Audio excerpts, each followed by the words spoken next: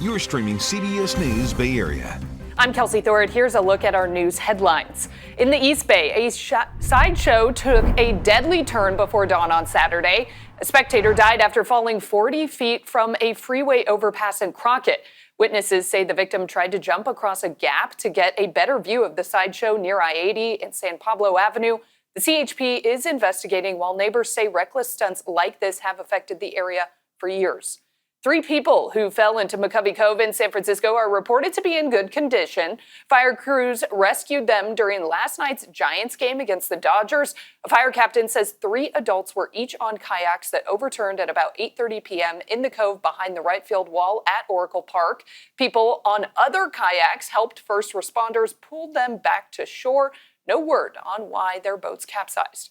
The Golden State Valkyries begin their first ever playoff run today in Minneapolis. They face the top seed Minnesota Lynx and the MVP contender Napheesa Collier. She has already led the Lynx to 4 wins and no losses against the Valks this year.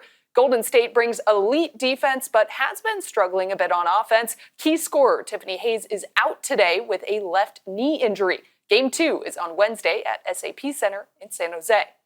State lawmakers have passed a bill to let 5 Bay Area counties put a transit tax on the 2026 ballot.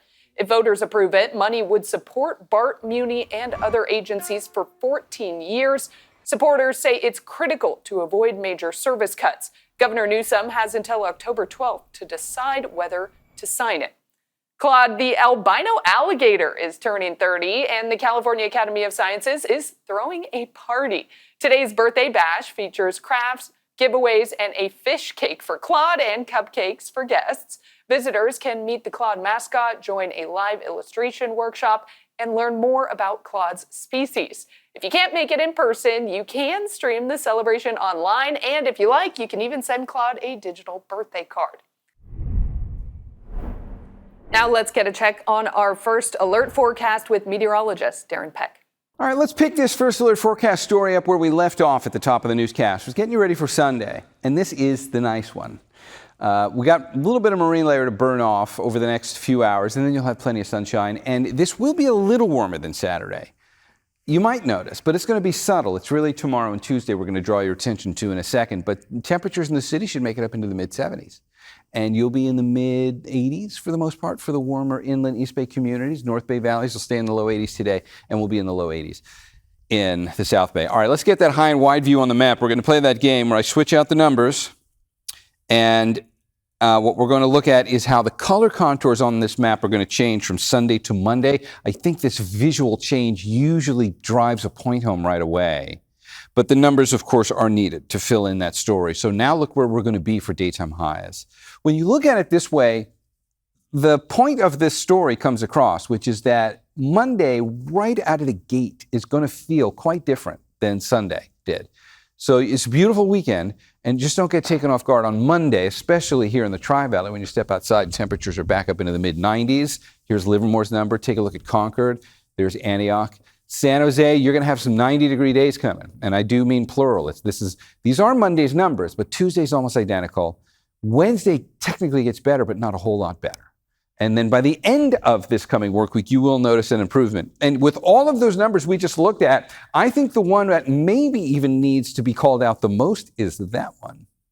Because to have the daytime highs climb into the low 80s in the city, you notice that. It's one of the cooler numbers on the map. It's not as cool as Half Moon Bay. But even at that, 74 in Half Moon Bay is a warm day. But the 82 in San Francisco is going to stand out, especially because we were relatively cool to end the week and going into the weekend. There was a good marine influence and temperatures were staying a bit breezy, a bit cloudy. So with temperatures warming up like they are going to, don't get taken off guard on Monday and Tuesday in the city. This is going to last for a couple of days, and then it's going to start to improve. You'll see that in the 7-day forecast when we get there.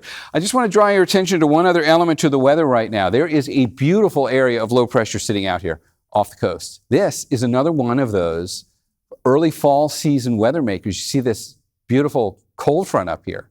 There's some rain in this. When you look at this on the water vapor, you can't miss it. These are always the tools to look at. This weak little area of low pressure up here is not going to do anything for us except for one thing. We're not getting rain out of it. I'll show you the rain in one second. We're not getting that rain. What we are getting is a pause in the warm-up, because as long as this low pressure area is still generally here, we can't really feel the influence of the building center of high pressure as long as that thing's here. So basically what that's doing is it's doing you a favor for today. That is what's keeping the temperatures relatively cool for today. And there goes the rain. That's staying way off to the far northwest part of the state and going into the Pacific Northwest. That's not for us. But we can thank it at least from the notion of making today as nice as it's going to be. Let's get into that 7-day forecast, show you what these numbers look like for the inland microclimates. Look at that difference. 88 today, 97 Monday and Tuesday. You're still at 96 on Wednesday, and then it does get much better. By the end of this week, the temperatures are going to come way down. We'll get you down below average for daytime highs. Let's see what this looks like now in the 7-day forecast for the Bay. I know we focused on those low 80s in San Francisco on Monday and Tuesday, but in general in the Bay, these numbers are like Mid-Peninsula, East Bay Shore, Redwood City, Hayward. That's you guys there. San Jose is going to be in the 90s when we get there, low 90s, and there's your cool down by the time we get to the end of the week. All right, that's the forecast.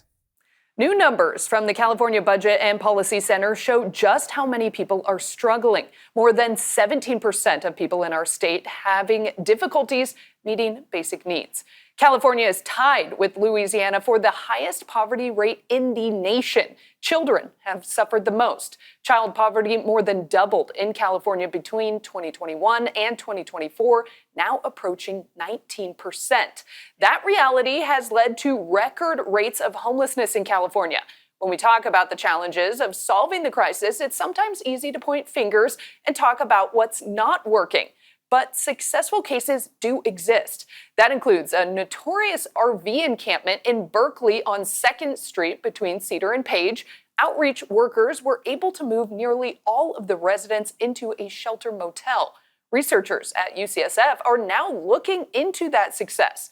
This is what that encampment used to look like. Several blocks lined with vehicles and trash, a definite health and safety hazard.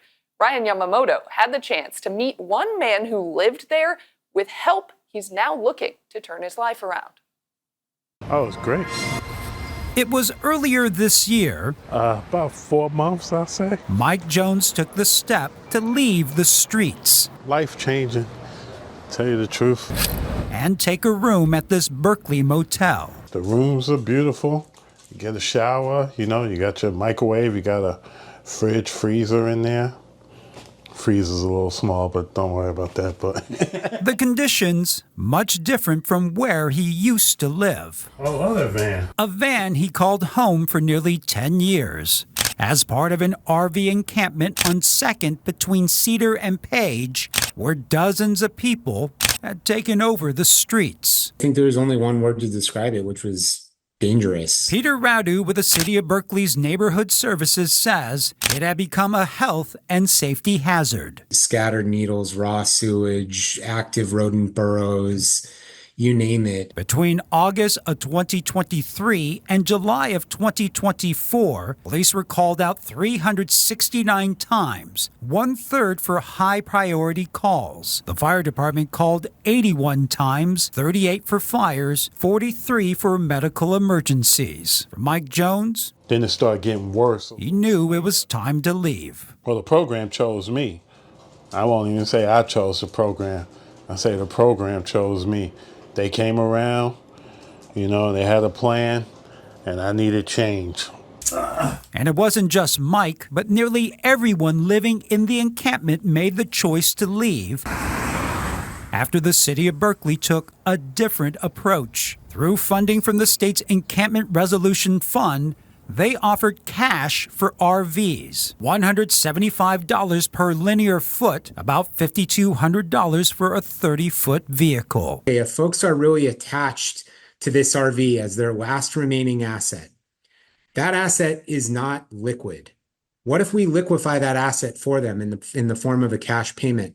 And we found that overwhelmingly, for 29 out of the 32 vehicles that we targeted this to, the answer to that was yes. And it worked, where today, 2nd Street between Cedar and Page looks like a completely different world. So how many people live here now?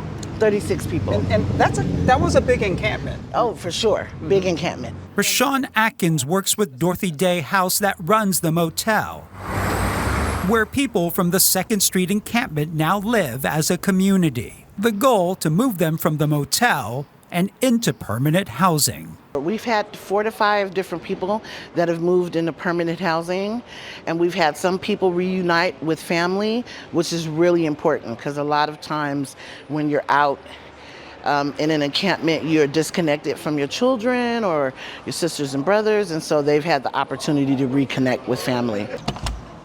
For Mike Jones, he says he appreciates the staff treating him like a human being. They don't look at you in a down way or nothing, they understand, because it could be them one day, you just never know. And that having his own room while he waits for permanent housing gives him a sense of dignity. I hope they have programs like this for everybody else around the Bay Area. Dignity he hopes others who have fallen into the same situation can experience as they too try to turn their lives around.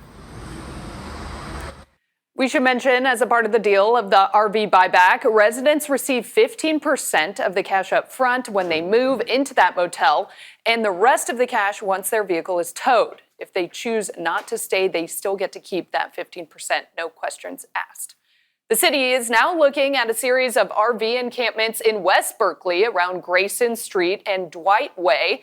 They are working with Alameda County and the state to secure funding to replicate the program with Dorothy Day House. The money would go to lease a 32-room motel and pay for another RV buyback program. Still ahead on CBS News Bay Area on this Sunday. The wine is flowing, but fewer people are drinking it. How local growers are trying anything they can to survive the downturn. Plus, a seismic discovery that appears to be right under an East Bay elementary school. We'll talk to scientists about a newly uncovered branch of a major fault and what it could mean for our region. In the Bay Area, a new WNBA franchise is taking flight.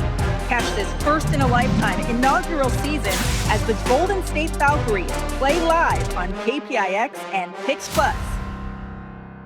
Okay, you are going to notice a difference tomorrow. Not so much today. Look at the forecast here for the inland microclimates. Yeah, it's warm, a little warmer than yesterday was, but you're still pretty close to average.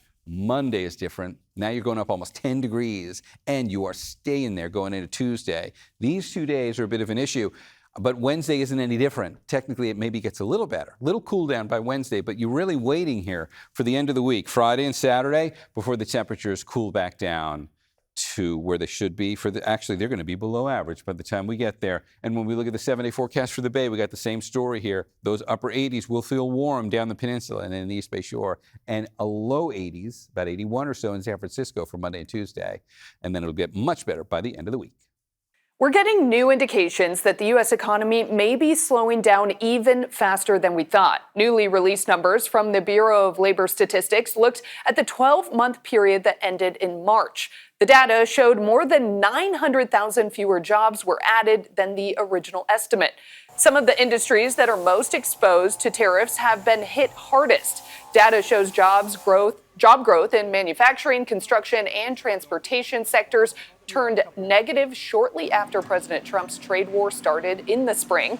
In wine country, growers and wineries are facing big economic challenges due to less consumption and oversupply, some even ripping out vines. Kenny Choi headed to Napa Valley to see how growers are pivoting to survive during this downturn while also looking ahead.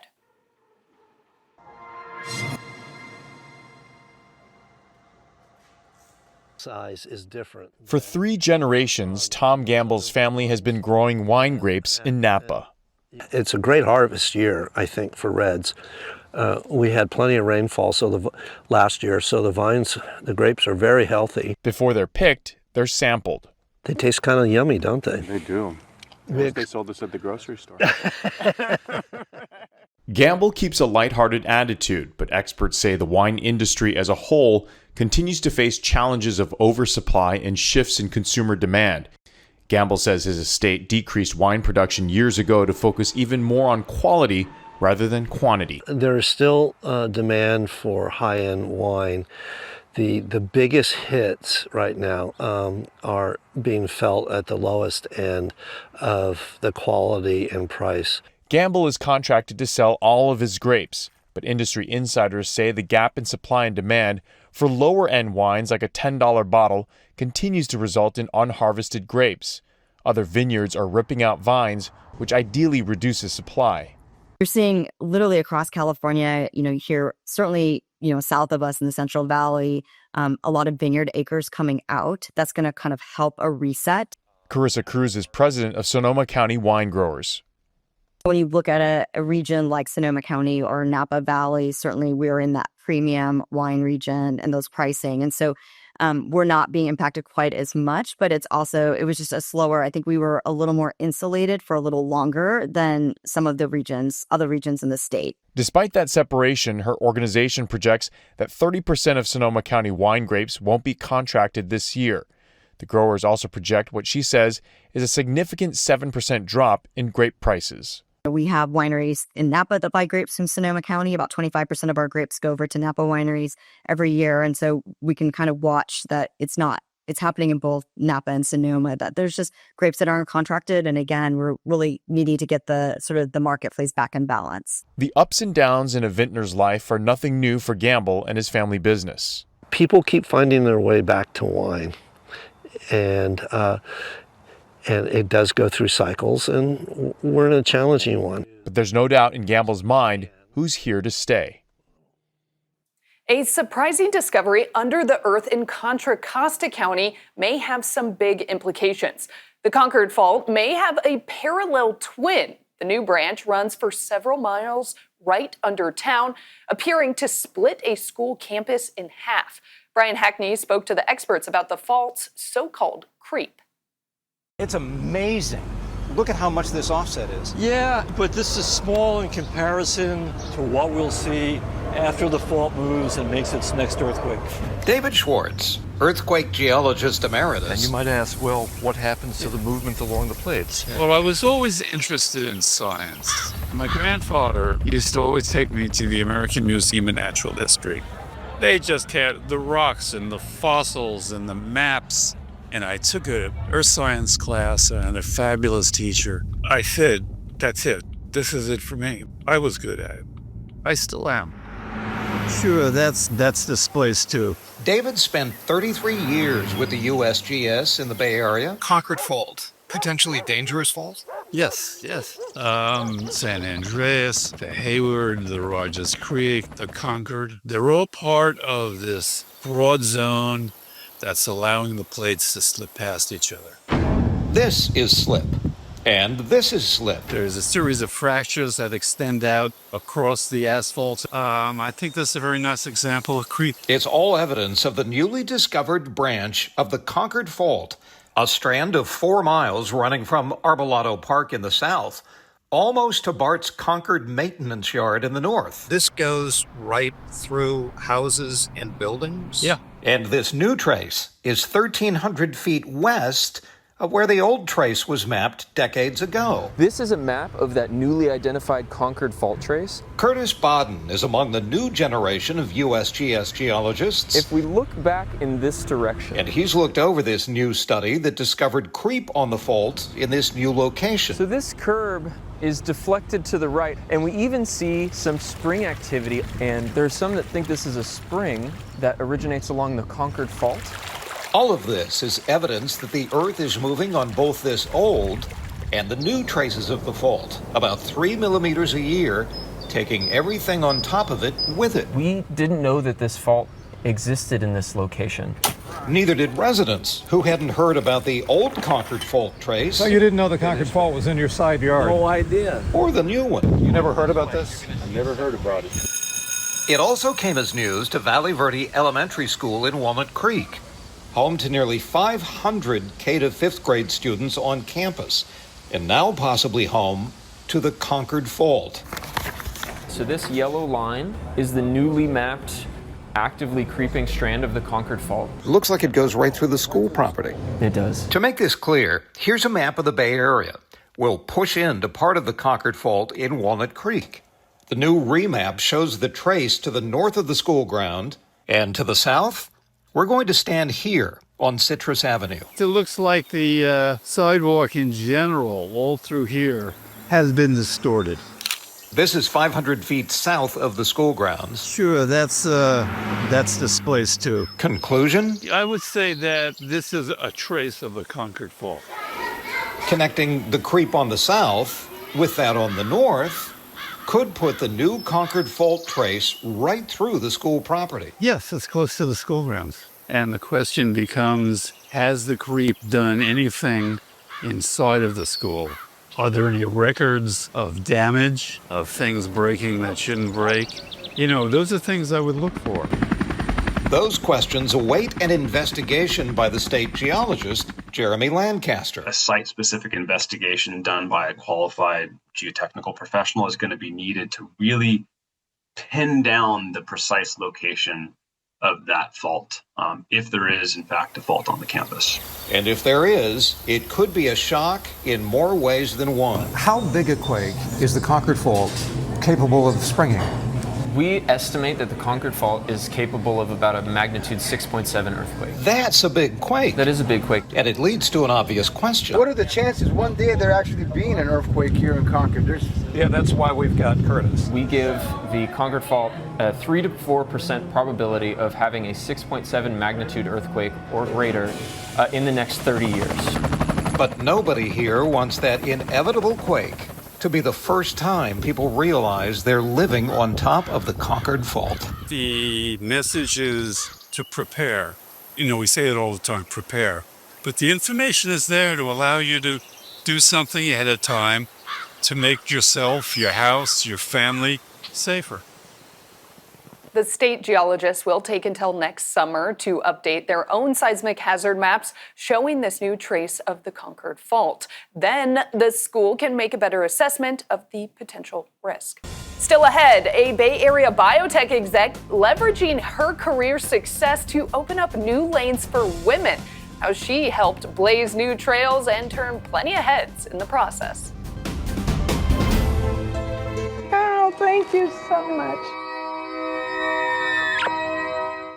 All right, happy Sunday morning. We're waking up with a bit of marine layer out this morning, but this will not stand. It's going to melt back even sooner than it did yesterday, so we'll get plenty of sunshine today for most of the bay. And we've got a little bit of a warm-up coming as well. We'll just take a look at today's daytime highs first, but then we really need to jump ahead in the full forecast because the real story here is the heat up that's coming on Monday and Tuesday. Noticeably warmer than these numbers. More on that coming up later in the newscast. For right now, this is your Sunday. This is actually going to be a really nice one. It will be a little warmer in the city. We'll see temperatures jumping up into the mid-70s here. That's going to stand out, especially because you'll get a little more sunshine a little earlier today there than you did yesterday. And when you look at the inland East Bay, these numbers are pretty much average for this time of year, or maybe even a little below. Tomorrow, we're going up about 10 degrees from here, maybe 12 degrees from one day to the next. We have much to discuss on Monday and Tuesday heat and how long it will last. I'll see you with that in the full forecast coming up in just a bit. A Bay Area woman is making inroads in a male-dominated pastime, and she's doing it in style. Arlen Ramirez has a look at the leader of an exotic car show who encourages women to keep their foot on the gas.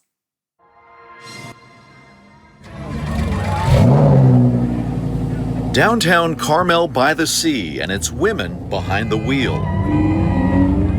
But this isn't just any exotic car show during Monterey Car Week. It's the Prancing Ponies Women's Car Show, the only one of its kind, and it's fueled by ladies who love fast cars and want to lift up others along the way.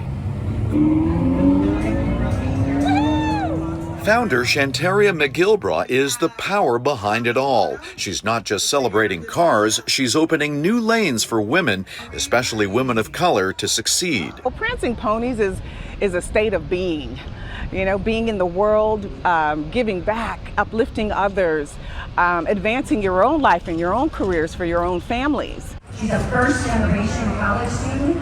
Her mission brought tears to the eyes of Yasmina Sparza, a hard-working Cal State Monterey Bay student who received the Prancing Ponies' $1,000 scholarship. And soon Shantaria was choking up too. So I'm just very proud of you, and she's such an incredible person. Her tears reminded me how important what we do is. It reminded me that our scholarships can change lives. And seeing those tears in her eyes reminded me of that.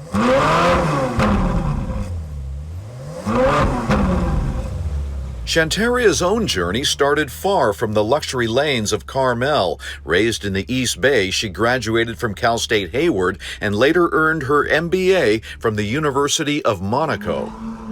After returning home, I became the first employee of a biotech company. And 4 years and 9 months later, we went public. So this is my yay me gift for working so hard with a startup. And who knew this car would literally change my life. But as a woman and a person of color, her success has come with surprise and skepticism. For the most part, people, when they look at the car, they're, like, wow, it's a Ferrari. And then they look in the driver's seat and see my little face behind it. And they go into complete shock, I have to admit. I get, oh, that's a nice gift, a lot. And that's one reason why the Prancing Ponies exists. The statement is women can do it too. So this is a 2024 Porsche 911. Take Megan De Herrera, a retired accountant and AI consultant, showing off her 911 and breaking barriers. Women love cars as much as men, and we also work on them and enjoy the racing experience. The Prancing Ponies car show is about having fun, but it's about far more than that. It's one way of driving change and lifting up the next generation. Our mission is creating women leaders one girl at a time, and the way I feel right now after giving her the scholarship is just, my heart is so full, and I want to do it 10,000 more times if I can.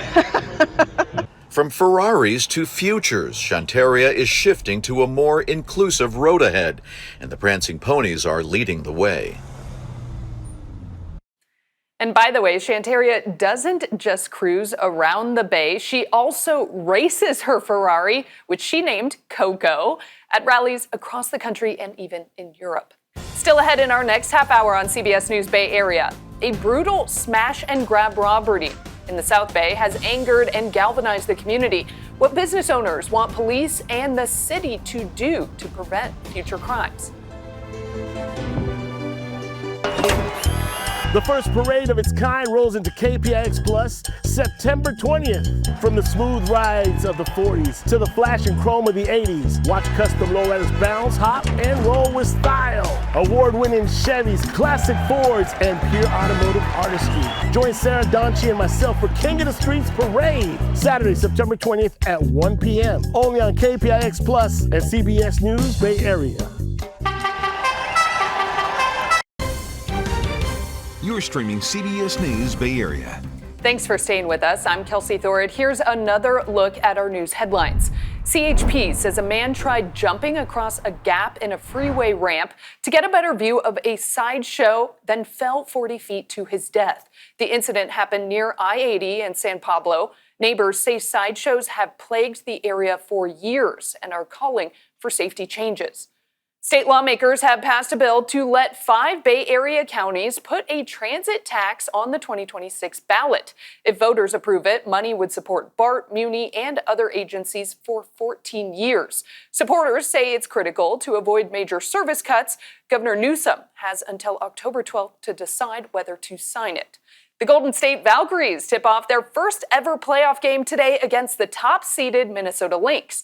MVP contender Nafisa Collier leads a Lynx squad that is 4-0 against Golden State this season. A key Valks player, Tiffany Hayes, is out with a knee injury. An arrest has been announced in a case that San Francisco leaders are calling horrific and tragic. A 35-year-old father was stabbed to death as he was picking up his 8-year-old son from school. It happened on Wednesday afternoon outside Commodore Sloat Elementary School in the city's Ingleside neighborhood. The suspect was arrested Friday morning more than 150 miles away. Don Lynn talked to the victim's tearful father, who says that all he wants is justice for his son. The stabbing happened in a crosswalk at this busy intersection. The family is devastated by it. Right now, their focus is on helping that 8-year-old boy heal from this trauma. It just hurt That was my son.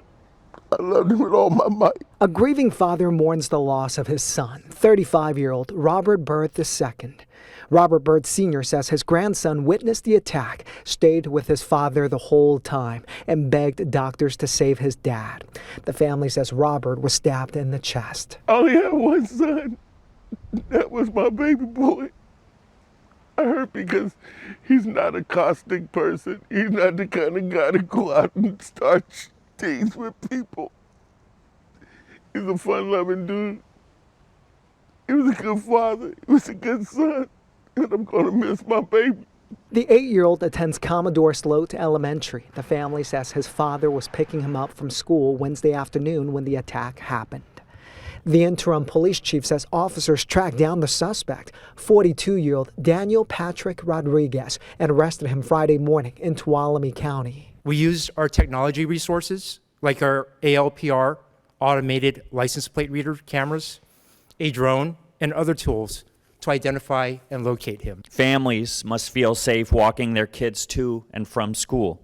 Workers must feel safe on their way to work. Neighbors must feel safe in their own communities. Police are still investigating the motive. Some family members believe the suspect nearly hit the boy with his car in the crosswalk.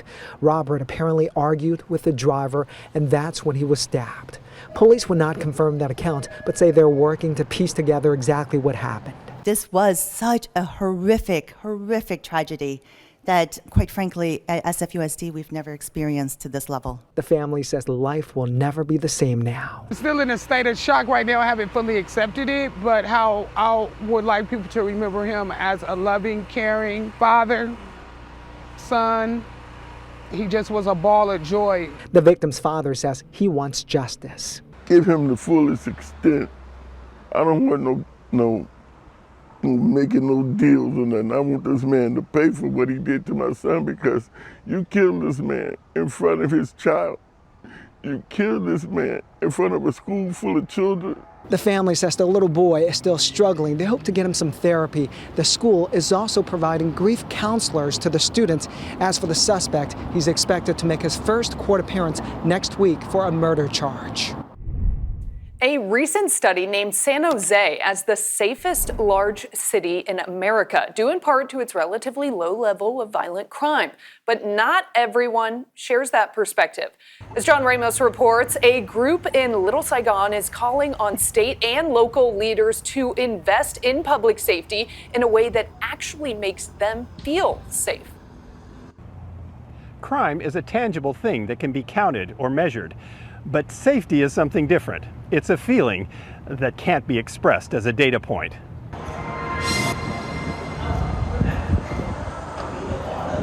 It's become a thing for politicians to talk about how much crime has dropped, but it doesn't seem like it to the people in San Jose's Little Saigon district. We see people just saying crime is down, but I think on the ground, crime is not down. Tuan No founded a group called Asians Unite during the pandemic, when there were reports of Asians, many of them elderly, being randomly attacked. It's in the Asian community. I think Asians are in many ways easy targets. We're smaller framed. We tend not to speak out or fight back, and we're easy to be victimized. As immigrants, we don't tend to speak up. But they're speaking up now, thanks to this video released on Monday of a brazen daylight crash and grab robbery by a mob of masked thieves.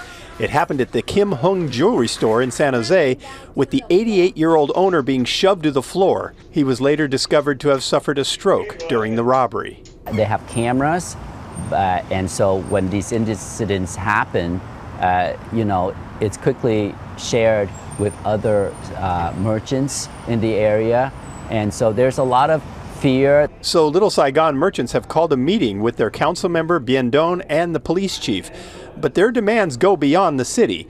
They are calling on Governor Newsom to fund the enforcement of Prop 36, the measure passed last year to combat drug and retail theft crimes. They also want more automated license plate readers to retrieve stolen cars before they can be used as battering rams in robberies. We've been working hard with the city for 2.5 years now to make it the safest city in the nation. But it doesn't mean we don't have crimes. The Little Saigon has gotten safer, but there's a lot of room for improvement. The Grand Century Mall has a lot of Vietnamese jewelry stores, and while some people admit the number of crimes may be down, one worker named Kim said the video of the latest robbery is preventing them from feeling safe. We need some people help us so we feel more safe when we do the business.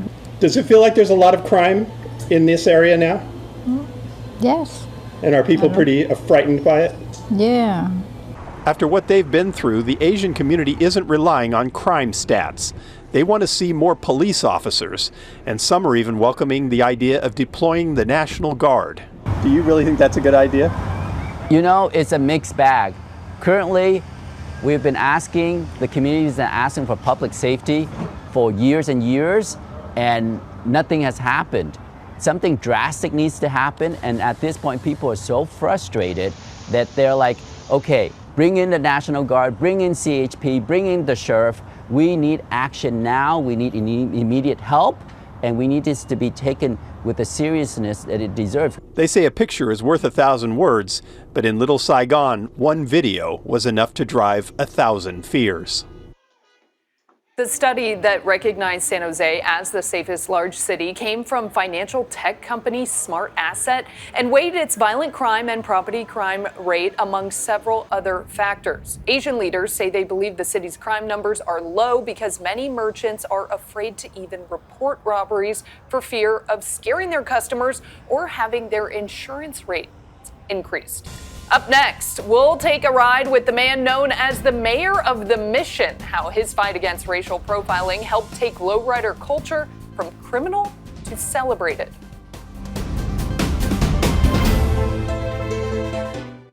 The killing of Charlie Kirk. We'll have the latest details in the investigation.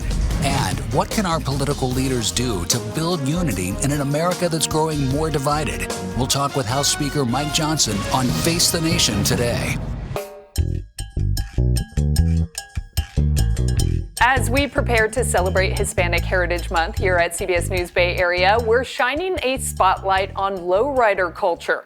We take you to the heart of San Francisco's Mission District, where the movement, once considered criminal, is now celebrated as a symbol of culture, pride, and resilience. At the wheel is Roberto Hernandez, a man some call the mayor of the Mission. Len Ramirez takes us for a ride through time and transformation.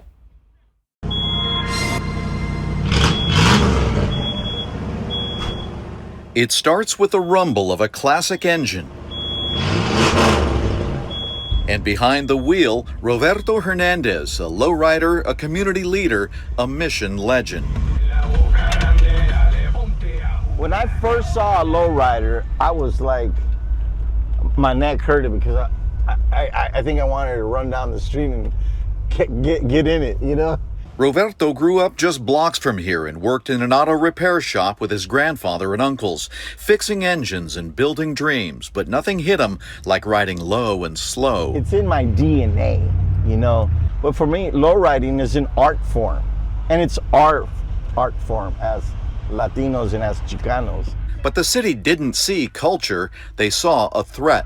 The police at one point just wasn't having it anymore, and they started giving us tickets. He was racially profiled by police, pulled over again and again. They started telling us and warning us to get off Mission Street, stop cruising. And I say, why? Why can't I cruise? You know, and I was very vocal about it. And I got beat up several times for that. And then eventually I got arrested 113 times for cruising down Mission Street because I just kept saying, hey, you're violating my civil rights.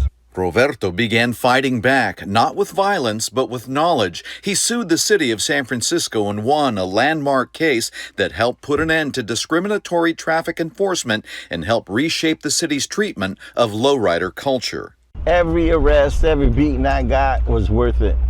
Because there ain't nothing like having the freedom to be able to cruise down Mission Street. From victory came responsibility. He helped found the San Francisco Lowrider Council and later the Mission Food Hub, which delivered thousands of meals during the pandemic. Orale. Now, as we roll down Mission Street, it's clear this city has changed its tune. I've been invited and have participated in the cultural training of police officers in the academy, which I would have never imagined that would have happened, right? They call him the mayor of the mission, and lowriders, once outlawed, are now invited, featured in city parades, honored as cultural ambassadors. I really believe that that's change makes a difference. From defiance to dignity, Roberto Hernandez didn't just build lowriders, he built a movement. We'll continue to bring you stories at the heart of lowrider culture, all leading up to our coverage of San Francisco's Lowrider Parade. It's a historic event, the first time a lowrider parade has been televised start to finish. You can join us Saturday, September 20th. Coverage begins at 1 p.m. Coming up, we will meet a Bay Area couple turning their own personal tragedy into a mission to help others. Their effort to make sure a trip to the beach does not end in disaster. It was very clear to us on that same day that this happened because we were just unaware. We just didn't know the dangers of ocean.